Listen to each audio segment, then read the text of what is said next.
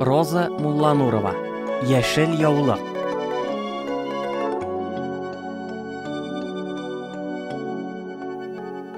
Минем төсем итеп, бер бәйләмәсәң, бер бәйләрсең, дигән иде дә бәйләмәде.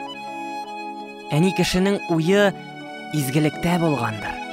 Әйтик, авылда язын көзен сыер саварга чыкканда мондый җылы яулыкның кадере бермә-бер артыр иде.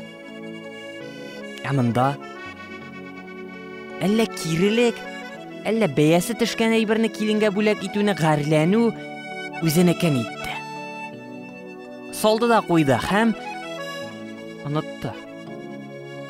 Хәер, затлы ефәк яулык биргән булса да бәйләп йөрмәгән булыр иде. Яулык ябуның хиссиятен һәм кадерен аңлау уена килер өчен дистәләгән еллар кирәк иде әле аңа. Аңа гынамы соң? Онытылган бүләк үз сәгате сукканын көтеп, әрҗәдәге капчык төбендә яткан менә.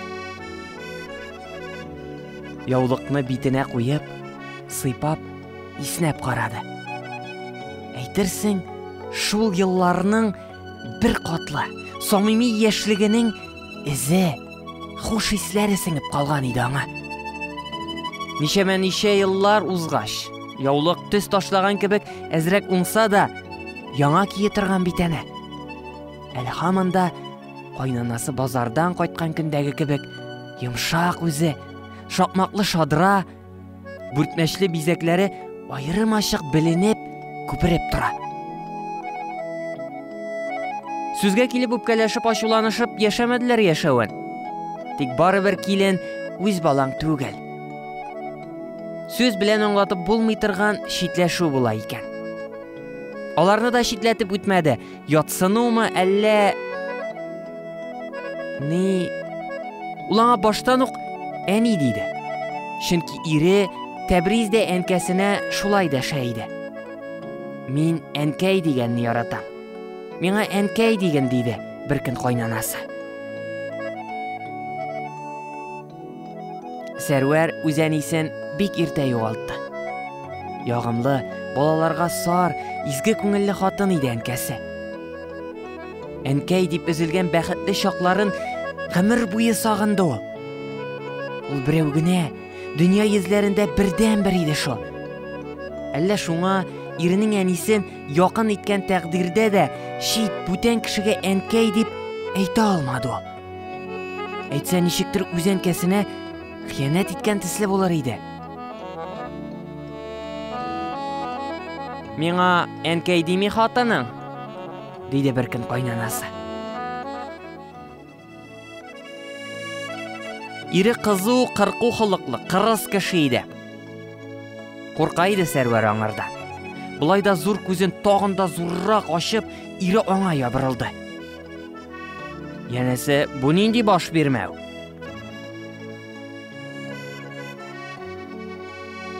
Әгәр күңелендәгесен ачып салса, мәңге кичермәячәк иде аны ире. Белә ул аның халкын. Гомерендә беренче тапкыр хәйләгә кереште ул.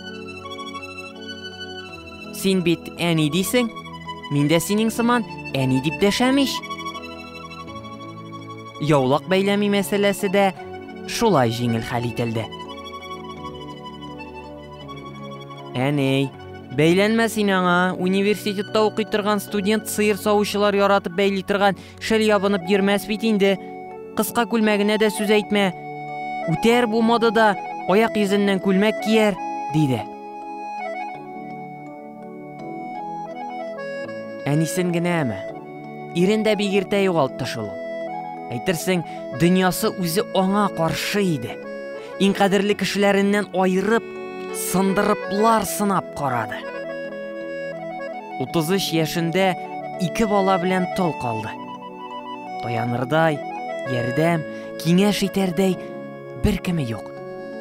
Бәрелде, сугылды, тормышның югын бар итәр. Көнгә ялгар өчен эшәр эштә эшләп азапланды. Кичләрен эштән кайткач иенә кул язмалар алып, машинкада басты, таңнан торып подъезд юды. Кайнанасы лекеше түрендә иде әле. Киленнәрем арасында шәфкатьле йомшак күңеллесе бер син генә. Синдә яшәрмен инде мин, диде ул. Улы Тәбриз үлгәч тә каядыр китәргә исәбе юклыгын ачык сиздереп. Сәрвәр сүзне озынга сузмыйча: «Әлбәттә, бары югы уртак булыр», диде. Олы кеше бала чагага күз-колак булса да, хуп дип фикер йөрткән иде дә,